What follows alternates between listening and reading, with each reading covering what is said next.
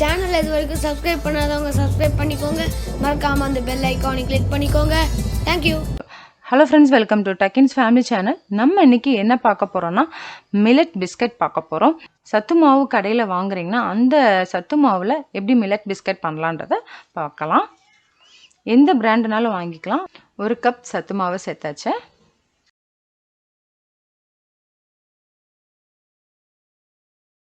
Baking powder 1/2 teaspoon சேர்த்துருக்கேன்.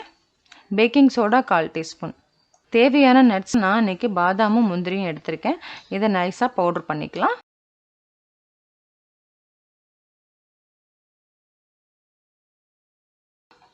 Powder பண்ண நட்ஸை பாதி மட்டும் சேர்த்துருக்கேன்.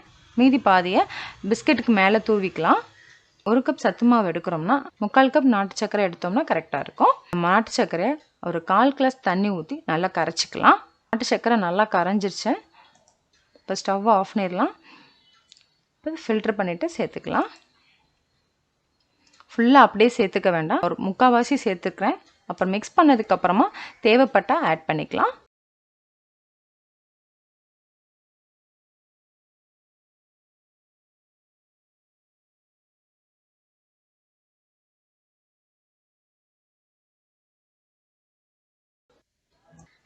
ரெண்டு ஸ்பூன் நெய் லைட்டாக மெல்ட் பண்ணிவிட்டு சேர்த்துக்கலாம். இப்போ நல்லா மெல்ட் ஆயிடுச்சு.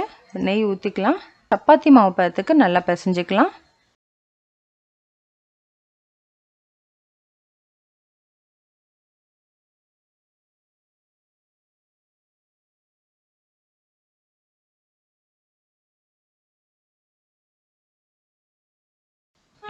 இப்போ இந்த மாதிரி சப்பாத்தி மாவு பதத்துக்கு நல்லா பிசைஞ்சிட்டேன்.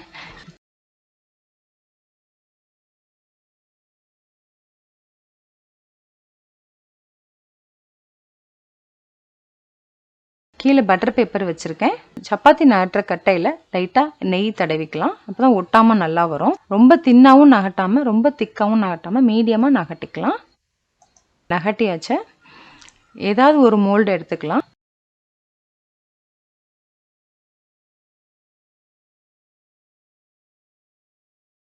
இந்த அளவுக்கு திக்காக இருக்கணும்.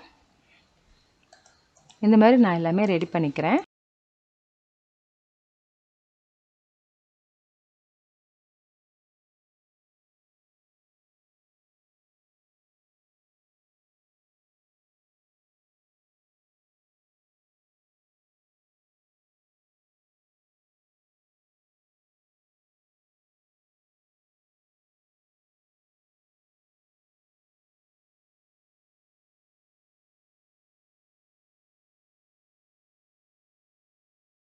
இந்த மாதிரி நான் எல்லாமே ரெடி பண்ணியாச்சு.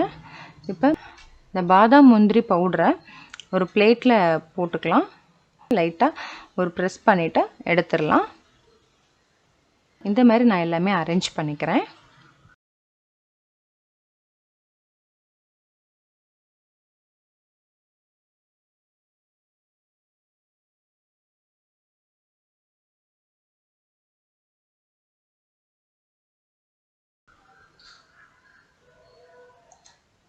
இப்போ எல்லாமே அரேஞ்ச் பண்ணி வச்சாச்சு. 10 மினிட்ஸ் நல்லா ப்ரீஹீட் பண்ணி வச்சுட்டேன். இப்போ இதை உள்ளே வச்சிடலாம். கரெக்டாக 10 மினிட்ஸ் வச்சா போதும்.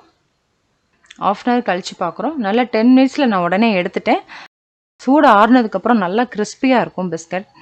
நீங்களும் இந்த மாதிரி ரெடிமேடாக சத்து மாவு பேக்கெட் வாங்கினீங்கன்னா இதே மாதிரி நீங்கள் பிஸ்கட் செஞ்சு பாருங்கள்.